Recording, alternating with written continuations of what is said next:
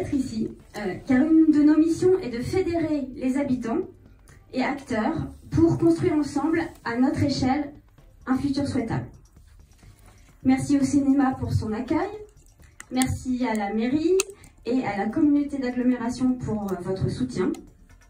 Merci aux intervenants d'être venus. 4 thèmes, c'était très vaste en fait ce sujet, donc on s'est permis d'écrire saison 1, parce que puisqu'on ne peut pas tout balayer évidemment juste sur une soirée. Et donc nous allons parler. Donc moi j'ai en charge le département de la Seine-Maritime, qui est un département un petit peu compliqué. Là je vous montre la carte de nos fermes en Normandie. On a une assez forte dynamique en basse Normandie, c'est plus compliqué en haute Normandie. Pour des raisons que vous connaissez et qui sont les mêmes que vous avez ici à Fécamp, c'est-à-dire qu'on est sur un secteur, en particulier en Pays de Caux, avec des terres très riches, très fertiles et de fait avec une agriculture industrielle qui est très implantée, qui est majoritairement tournée vers l'export ou bien vers les cultures industrielles type lin, pommes de terre, betteraves. Et de fait... Il a été mis en place qui s'appelle Graines en main. Et puis donc l'idée ça a été là de... Voilà, pendant une année au moins, tout un travail d'aller rencontrer les élus, la Comcom, etc. pour pouvoir voir comment le projet pouvait être soutenu. Et puis on a fait une campagne de dons pendant 2-3 mois. Et donc on a pu récolter 120 000 €. Ensuite il y a une banque qui nous a suivis. Et donc on a pu, voilà, l'association Terre en main.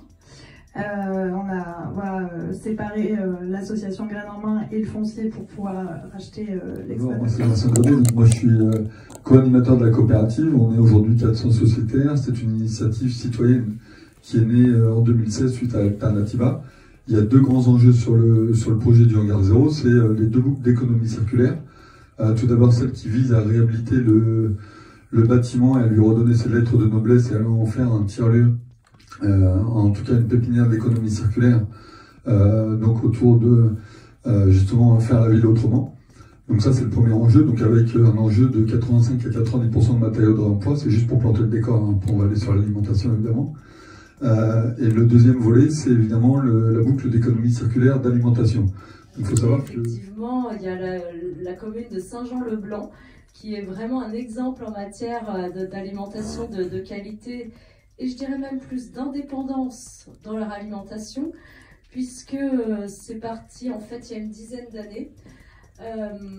L'école communale qui fournit le repas à 70 enfants était approvisionnée par une maison de retraite, donc format cuisine centrale. Et effectivement, les parents avaient un peu de difficulté à savoir ce qu'avaient mangé les enfants le midi. Et ils ont constaté du gaspillage trop important. Donc ils ont décidé, une poignée de parents, il y a 10 ans, de se réunir en association. Le mouvement des cuisines nourricières, qui travaille en tout cas qui questionne l'alimentation justement, la production, des produits de qualité, en disant en fait si on a des produits de qualité, on va éviter d'en mettre 50 dans la même casserole. Et en tout cas, il y a tout un chemin sur la déconstruction de c'est quoi aujourd'hui cuisiner au quotidien. Ça veut dire quoi se nourrir aujourd'hui au quotidien, en prenant en compte aussi le porte-monnaie, l'environnement. Donc la volonté de ce lieu, c'est effectivement de démontrer qu'y compris en ville, on est en capacité aujourd'hui de revenir sur ce qui a été fait, de redynamiser le centre-ville et en plus de produire à petite échelle, on va dire. Donc là, l'idée, c'est pas forcément de parler de chiffres, c'est plutôt de parler de constats, du terrain, de ce qu'il en est actuellement et de quelles initiatives, en tout cas expérimentation, on peut porter sur ce type de lieu.